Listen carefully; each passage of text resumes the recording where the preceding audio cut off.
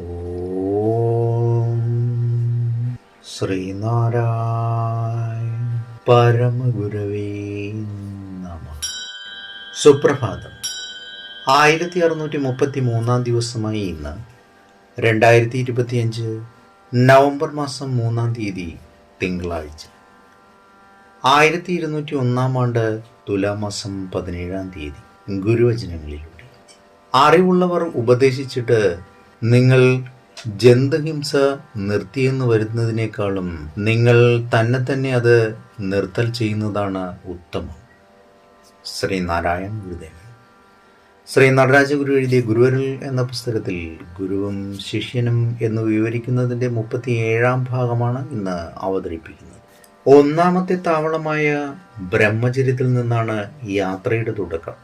അവിടെ എല്ലാ തരത്തിലുമുള്ളവരും ഒന്നിച്ചു വന്നുകൂടും. ചിലർ നേരെ ലക്ഷ്യസ്ഥാനം ലാക്കാക്കി യാത്രയാകുന്നു. മറ്റുള്ളവർ ഇടയ്ക്കുള്ള ഓരോ താവളത്തിൽ തങ്ങുന്നു. ബ്രഹ്മചാരികൾ ഇങ്ങനെ വഴിയിൽ തളർന്നു വീണു പോകാനുള്ള സാധ്യത മുന്നിൽ കണ്ടുകൊണ്ടാണ് ഇവിടെ ആശ്രമ വ്യവസ്ഥ ഉണ്ടാക്കിയിട്ടുള്ളത്.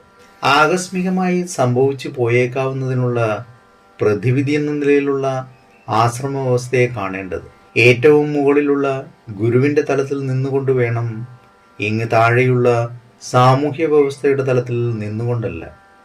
ചിലരെല്ലാം ഗുരുശിഷ്യ ബന്ധത്തിൻ്റെ കാര്യം തന്നെ മറന്നിട്ട് താഴെ നിന്നുകൊണ്ട് അതിനെ നോക്കിക്കാണാറുണ്ട്. അപ്പോൾ തോന്നിപ്പോകുന്നത് ആത്മസാക്ഷാത്കാരം എന്ന മലമുകളിലെത്താൻ ഈ പറഞ്ഞ ഇടതാവളങ്ങളിലൊക്കെ ദീർഘകാലം വിശ്രമിച്ചതിന് ശേഷമേ സാധിക്കുകയുള്ളൂ എന്നാണ്.